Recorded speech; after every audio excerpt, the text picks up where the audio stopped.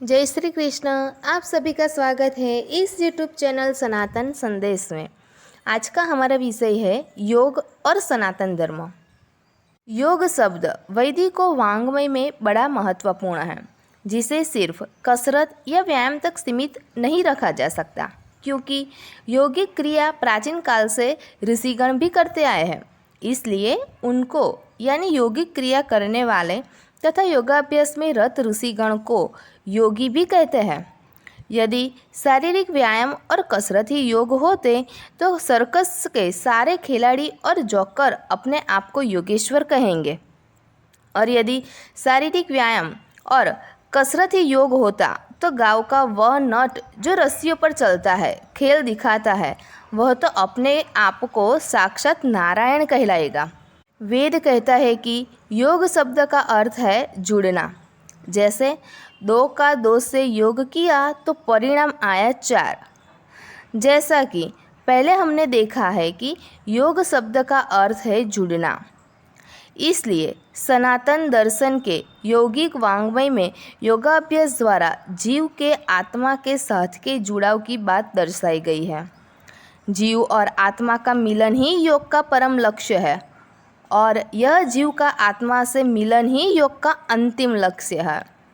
आत्मा परमात्मा का अंश है जो हर देह के अंतर में स्थित है, लेकिन बहिर्मुखी दशेंद्रियों के अधीन होने से अपने अंदर विराजमान स्वयं परमात्मा के पूर्ण अंश आत्मा की सत्ता को समझ नहीं पाते हैं, क्योंकि दशेंद्रिय बहिर्मुखी है, जबकि स्वयं परमात्मा का अंश आत्मा बनकर हर देह के अंदर अर्थात हर देह के हृदय में विराजित है, जिसे स्वयं अखिल ब्रह्मांड नायक भगवान श्री कृष्ण ने श्रीमद् भगवद गीता में दर्शाया है कि सर्वस्व चाहम यदि सन्निविष्टो, अर्थात मैं ही सभी प्राणियों के हृदय में अंतर्यामी रूप से रहता हूँ।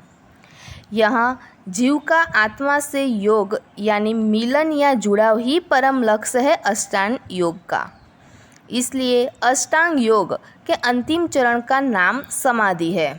समाधि का अर्थ है सम और अधि, यानी उस अधिनायक अर्थात उस परमेश्वर के सदा सन्मुख रहना। यह योगी की वह अवस्था है जहाँ योगाभ्यास द्वारा योगी जीव का आत्मा से अद्वैत करने के लिए हर जगह उस अधिनायक के सदा सन्मुख रहता है। चलते फिरते, उठते बैठते, खाते पीते, हर अवस्था में जीव का आत्मा से अद्वैत कर परमात्मा के सन्मुख होना है, यही वास्तविक समाधि है। ऋग्वेद के अनुसार योग की प्रक्रिया में अष्टांग योग के अंतिम 3 चरण ज्योतिर्मार्ग से या शुक्ल मार्ग से देवयान में जाने के 5 ज्योतिस्तंभ में से प्रथम 3 ज्योतिस्तंभ है शुक्ल मार्ग ज्योतियों को धारण करके नित्य ज्योति हो जाना है। ऋग्वेद के अनुसार योग की प्रक्रिया में ज्योतिर्मार्ग से या शुक्ल मार्ग से देवयान में जाने के 5 ज्योतिस्तंभ है।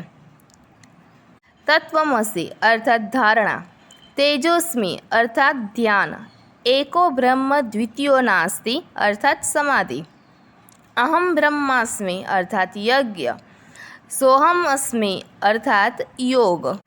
तत्वमसि यानी तू वह है, यह हमारी धारणा है जो परम लक्ष्य में 5 ज्योतिस्तंभ का आधार है, जिसे अष्टांग योग में 6 अंग यानी धारण के रूप में दर्शाया है।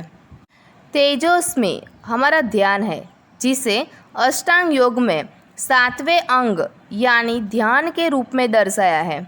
एको ब्रह्म द्वितीयो नास्ति हमारी समाधि है। समाधि का अर्थ है सम और अधि, यानी उस अधिनायक परमेश्वर या परमेश्वर का सूक्ष्म रूप आत्मा के सदा सन्मुख रहना। यहाँ योगाभ्यास द्वारा योगी जीव का आत्मा से अद्वैत करने के लिए हर जगह उस अधिनायक के सदा सन्मुख रहता है। चलते फिरते, उठते बैठते, खाते पीते, हर अवस्था में जीव का आत्मा से अद्वैत करने के लिए परमात्मा के सन्मुख होना है, यही वास्तविक समाधि है। भक्ति मार्ग कहे या योग मार्ग, तात्पर्य परमात्मा से अद्वैत करना ही है।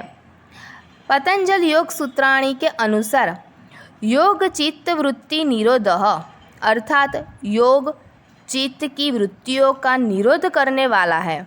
वृत्ति का अर्थ है स्वभाव, आदतें, गुण या प्रवृत्ति। यानी योग द्वारा बाह्य जगत की सारी वृत्तियों की उड़ान को रोकना अर्थात निरोध करना संभव है। जब स्वभाव, आदतें, गुण या प्रवृत्ति जैसी वृत्तियाँ बाह्य जगत से नियंत्रण में आके निरोध होके अंतर में प्रवेश हो जाती है, तभी जीव आत्मा से अद्वैत कर पाता है। यही योग है।